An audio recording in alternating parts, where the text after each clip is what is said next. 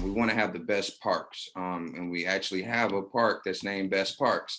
So that's very important to me. As we've seen through the pandemic, being outside is something that brings a lot of people joy.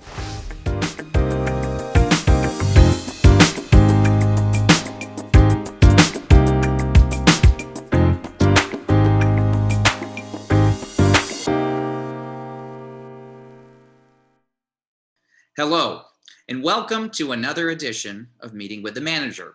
I'm City Manager Erik Tungate. On this month's show, I have the privilege of welcoming in our newest elected official and newest City Council member, Shaun Whitehead. I will also be speaking with Janae Scott, who is in charge of the vaccinations at our community center. She works in the Global Health Initiative at Henry Ford Health System. So let's get started. I'd like to take this opportunity to introduce my first guest, Council Member Shaun Whitehead. Council Member Whitehead, welcome to the show. Thank you, City Manager. My pleasure. Well, it's great to have you here finally. And one of the things that I've been most amazed with as it relates to yourself is you have, for a fairly young person, you have very low-key mannerisms. You know, you're not somebody who's out there getting in people's faces. You are trying in every way to work with people to find common solutions to problems. What is the biggest challenge in finding common solutions in our community? I think one of the biggest challenges when finding any type of compromise, and I kind of use my experience as a lawyer with this, is just listening. If you're able to listen to what somebody's saying, a lot of times you're able to find out, hey, we may not agree on A, B, and C, but there's a D here and we can agree on that. So let's start with that and then go from there and figure out a middle ground. So one big thing I always try to do is listen first, stay back, observe, see what's going on, and then put my input in. You're on the younger side of things. You're in the millennial generation. Okay. So, you know, you're a lawyer, you know, you've got a practice, you're now an elected official. Where does this career of yours go?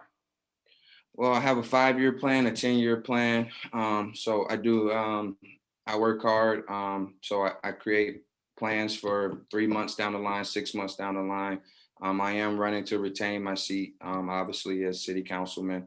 I had a great predecessor and state rep, Regina Weiss. I'm not going anywhere. I'll be in the city for a while. I think when people, think about the millennial generation, they don't typically hear millennials say, you know, I have a 5-year plan, a 10-year plan. And I think it's pretty extraordinary and pretty unique. It's really a testament to your success, and you've achieved that every step along the way.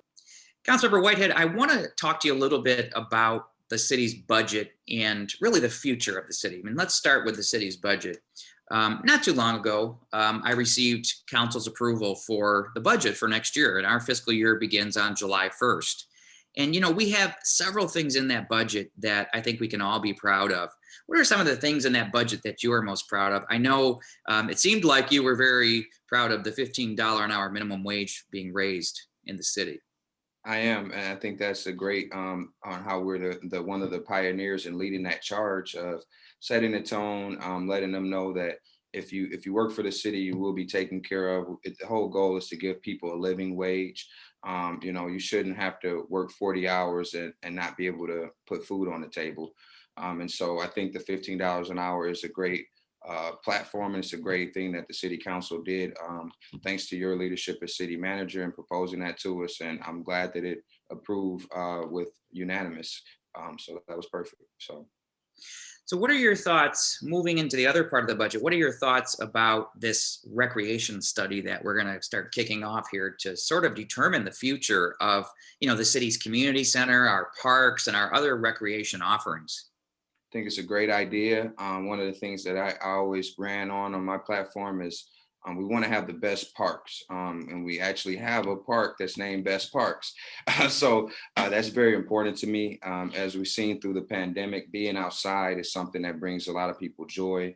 And I'm really happy about the 9-mile redesign as well, with the park that is the connector park and the linear park. I went and viewed that a couple weeks ago with 3 of the directors from the city.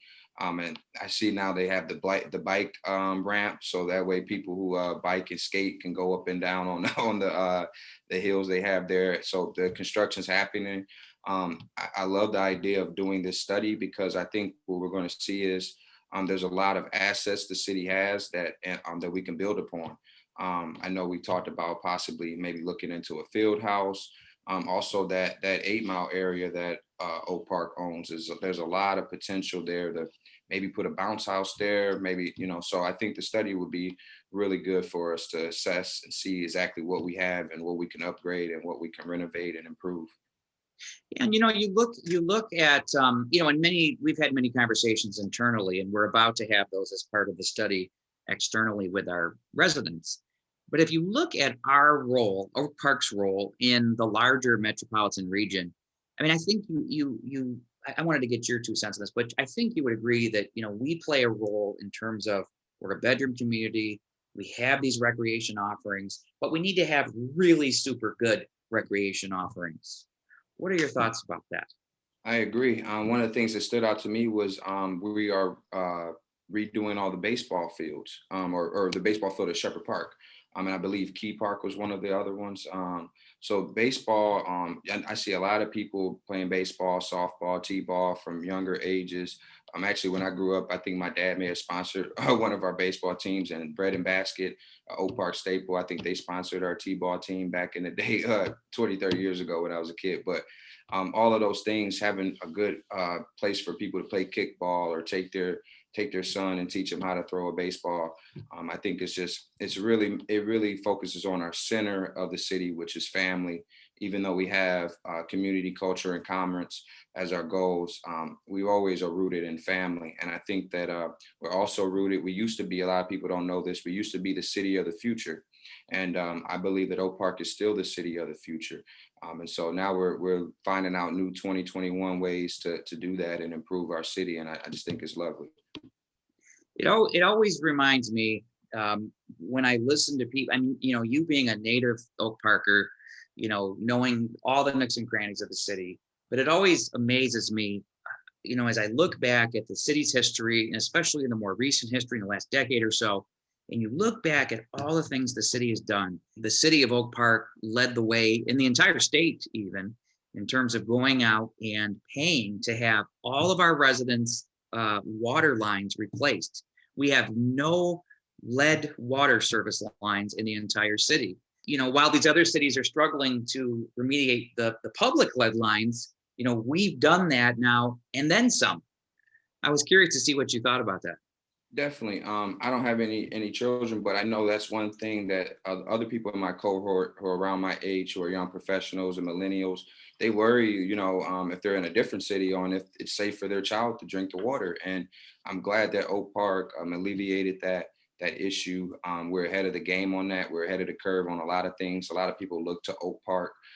They may not give us our due credit, but it's definitely deserved. And as long as I'm here, I'm going to keep bragging and boasting about it. So I think it's a very good thing to make sure our homes are safe. Make sure that, when we raise our children, that they're safe. So I think it's perfect. Council member, I know one of the other things that you're very involved and very passionate about is the Juneteenth celebration. So I was hoping you could talk a little bit about that. Yes.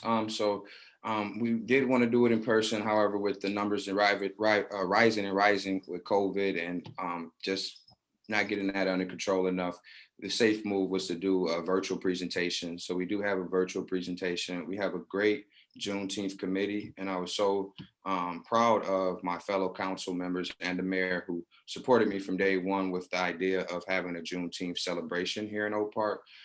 The mayor has encouraged me a lot throughout this process. Even with the student essays, with her being a teacher, she wants to make sure all the essays are grammatically correct. And so I just love that. And we did get a good amount of essays for our first time ever promoting a Juneteenth essay contest. I'm a big believer in giving back to the future and also looking at your history. And so it's important to have those discussions and to educate the younger community. So the student essay competition was very important. My law office is giving out a $500 scholarship to the winner of the high school essay. Then the middle school student, I believe, is going to receive a computer and the runner-up is going to receive a tablet for the high school.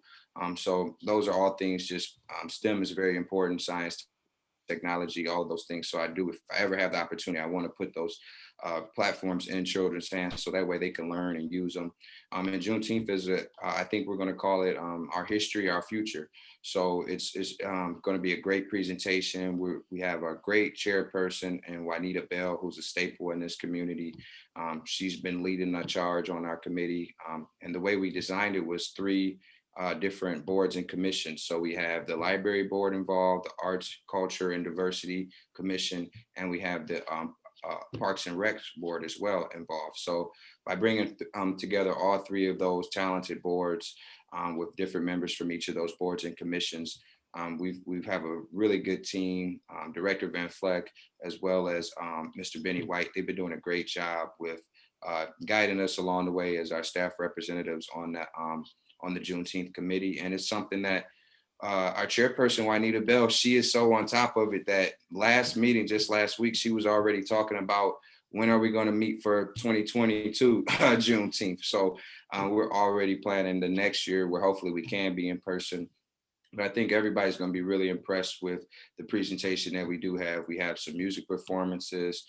There's also a script that I was able to come up with our content creator, Barika Pace, my sister. She's a writer for different entertainment things. So we have a good script where we're going to have some cameos from Booker T. Washington and some other people from back in the day. So that way, hopefully, when everybody sits down, no matter what age they are, they're able to take something from it, learn about our history. And really, you know, Juneteenth used to be as big as 4th of July back in the 1860s, 70s, 80s, with as far as the celebrations. But a lot of people don't know that. Then what happened in 1900s, there was Jim Crow. And so Juneteenth got kind of suppressed. And then after the Civil Rights Movement in the 1950s and 60s, it slowly started picking back up. And so by the time the 1970s and 80s rolled around, you started seeing art festivals and summer jazz festivals. All of that stems from Juneteenth celebrations that were originally back in the late 1800s. So talk a little bit more about that, because one of the things, you know, obviously you can count the city manager in for someone who's in full support of the Juneteenth celebration as well, by the way. But one of the things that I'm finding is there aren't a lot of people across the board, that is, who have a real understanding of what Juneteenth is about. So talk a little bit about that. That's true. So one thing, I know that there was previous administration that said they made Juneteenth famous. That's not really true. Juneteenth used to be really, really big. And I would direct a lot of people who may not know about Juneteenth, and this may sound funny, but Blackish has a great episode on Juneteenth. I don't know if you know the ABC family show Blackish, but Drake Cash, he really breaks down the history of Juneteenth and how it spread and then how it was suppressed and now how it's kind of back in the mainstream actually over the past couple of years with all the social injustices that has been put in the forefront. And so Juneteenth is something where elected officials used to come out and speak. There would be outdoor games, there would be baseball, fishing, there would be barbecues, cookouts, all of those things we used to do a lot to celebrate Juneteenth. However, because it was tied to slavery, a lot of people felt bad about that and they kind of took it out of the history books. It used to be called Jubilee, actually, because it was a jubilant time. That's what the first couple of times they had Juneteenth, it used to be called. But I can go on and on about Juneteenth and the history of it, but I'm just glad that Oak Park is a catalyst for these type of discussions and for educating. And there's a lot of social injustice going on, but I really don't see it much in Oak Park. I'm proud to say that. That's probably one of the reasons I stayed here. I saw the last city manager meeting show. I believe it had Director Cooper on. And Director Cooper is a great leader of our public safety department. I stated back in the summer last year when things were going on that if 99% of the other cities and states had the force that we have here with public safety, then we wouldn't see the issues that happened last summer with George Floyd and all of the others, the too many hashtags and too many toe tags on Black males and Black females throughout this country. But Oak Park does a great job, and that's one of the reasons why I'm just so proud to serve this community. Absolutely. Councilmember Whitehead, it is an absolute pleasure to have you, an honor and a privilege actually to have you on the show. And I want to thank you for taking time out of your busy day to join me today. And I look forward to serving with you in the future. Thank you so much. I appreciate you. And I'm going to say it on the show. You're one of the hardest, if not the hardest city managers working out here. So hey, I take you up against anybody as far as running the city. So I appreciate you. Thank you so much. Okay, my second guest is Janae Scott, who is a program manager with the Global Health Initiative at Henry Ford Health System in Detroit. Welcome, Janae. Hi, thank you for having me. Well, I've been wanting to have you on my show for a while. And let me set this up for members of our community, of which you are a resident of our community as well, which I think is worth mentioning. You have almost single-handedly brought the vaccination clinic to our community. And this is the vaccination clinic that we have down at our community center, which is still going today. So how did this happen? You know, where did it start? What were some of the hurdles that you had to overcome to do this? Absolutely. So it started because I recognized that Oak Park was a hot spot early on in the COVID crisis. And so I recognized that as an opportunity to address some of the healthcare access issues that were happening in my own community. And so I reached out to you and other officials within the city to discuss opportunities for testing within the community. And so at the beginning of 2021, we started with COVID testing over at the high school. And because our team was so actively involved in leading the vaccine trials, we naturally became the department that also assisted with the vaccine rollout. And so given the relationship within Oak Park, it was only natural that we then transitioned into also offering the COVID vaccine. So I reached out again, letting you know that there was an opportunity for us to work together a little bit more. And so now we're offering the COVID vaccine every Wednesdays at the Oak Park Community Center. You know, one of the things that, you know, you and I have talked about this, but one of the things that I've been so amazed with is and this is really you specifically and your team in this Global Health Initiative team, your ability to cut through some of the bureaucracy and get things done. And so, you know, I know you guys kind of cut your teeth on this and the testing and the vaccinations doses in Detroit. So what did you leverage and what did you learn from there that you then brought to Oak Park? Right. Yeah. So like you mentioned, we started doing a lot of our testing and our vaccine work in the city of Detroit.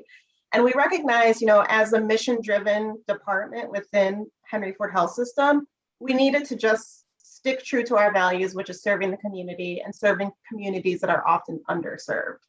So it was really important for us to work with local leaders within cities, within different organizations, so that we could just really hit the ground running with this work instead of waiting for, you know, making sure that, you know, others had opportunities before other groups of folks. We really just wanted to make sure that it was available and accessible to all folks. Now, when this started, you know, we were in the middle of the crisis. Where do we stand as of, you know, recently? Are we on the upswing? You know, what are the numbers looking like? We are on the upswing. You know, the numbers tend to fluctuate. For a while, our numbers were going down, number of cases were going down. And then we all remember, about a month ago, the numbers started to rise again. But it does look like our number of cases within our community is going on the decline. And that's because of the vaccines. Vaccines are more readily available. At the beginning with vaccine rollout, you know, it was hard to get an appointment. It was hard to understand who was offering appointments and for which groups of folks. But now vaccines are widely available. And it's really just, you know, our team and others trying to put as much education out there as we can, letting people know that these vaccines are safe, they've been tested. And so we're starting to see the numbers rise and the number of people getting vaccinated. Our team alone, the Global Health Initiative, has administered just over 23,000 doses within Metro Detroit.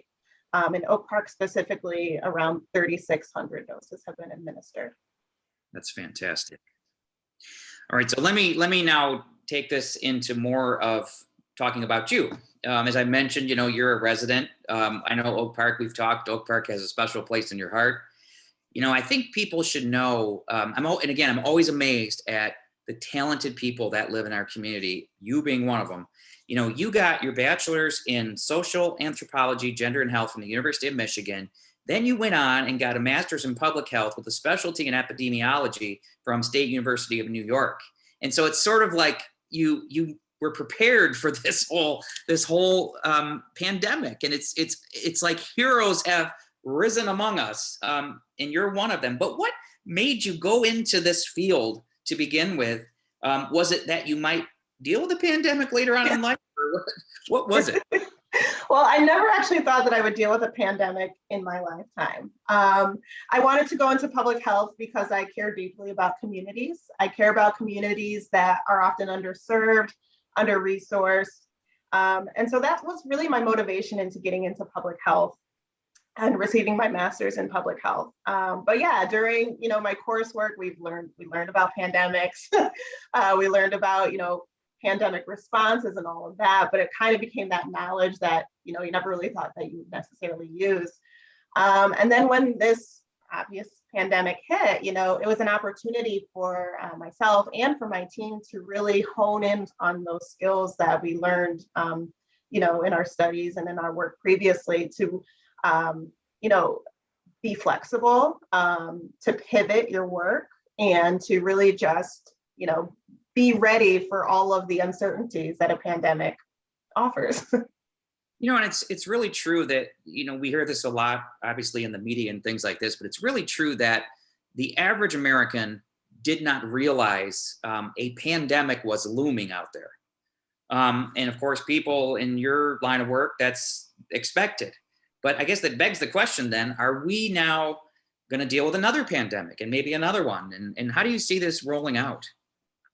Right. So I think it's presented an opportunity for people to be more aware of, the health crises that are happening around the world. Like you mentioned, like it was looming, it was happening, but if you weren't really paying attention, you didn't really know. And so, with COVID, it caught many people off guard.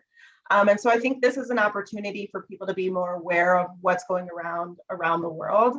Like I mentioned, our department's global health. And so we work with communities all over the world.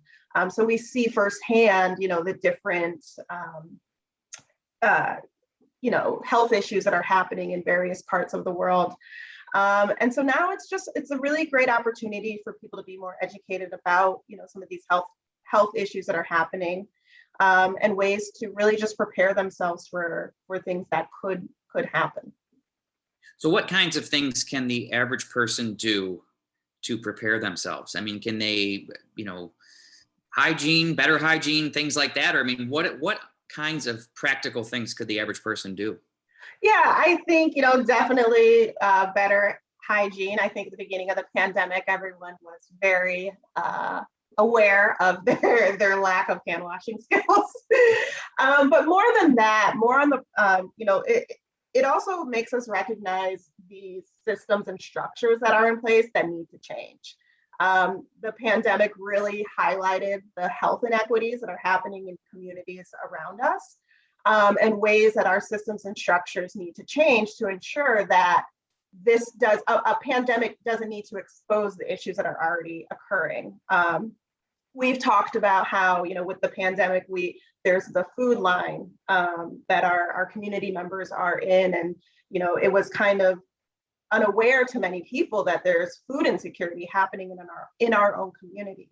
And so COVID-19 really exposed some of that. And so what we can do as a community, as a health system and as a society, is to really break down barriers that are preventing people from living their healthiest lives.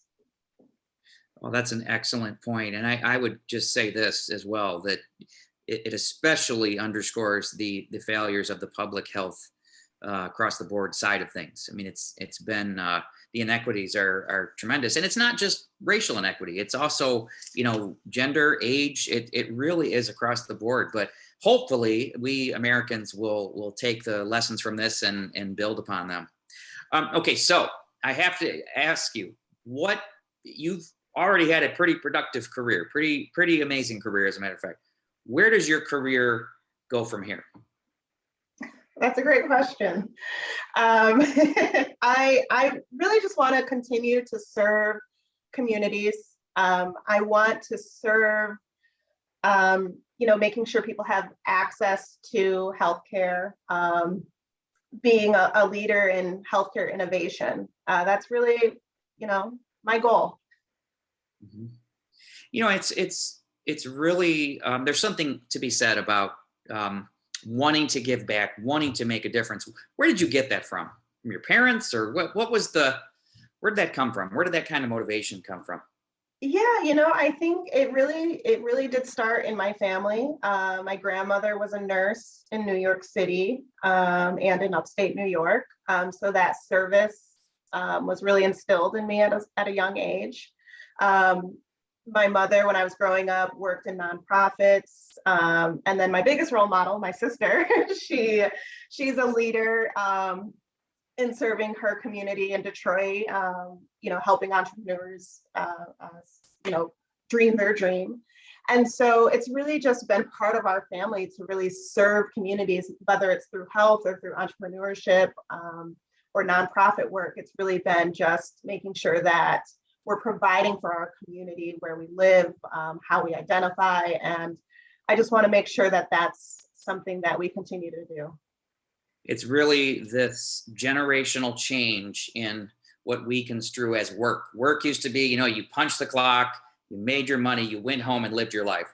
Now work is your life. It is, you go to work to be fulfilled personally, you go to work to give back, make the world a better place. It's really a transformational time in so many ways. But I want to take this opportunity to thank you for all the stuff and great things that you've done in our community, and especially as it relates to the vaccinations. But I also want to thank you for being a guest on my show. Thank you. Thank you for having me, and thank you for being such a strong leader in our community here in Oak Park. Thank you, Janae. Well, that does it for this month's show. I want to thank you for joining me, and I look forward to seeing you again next time.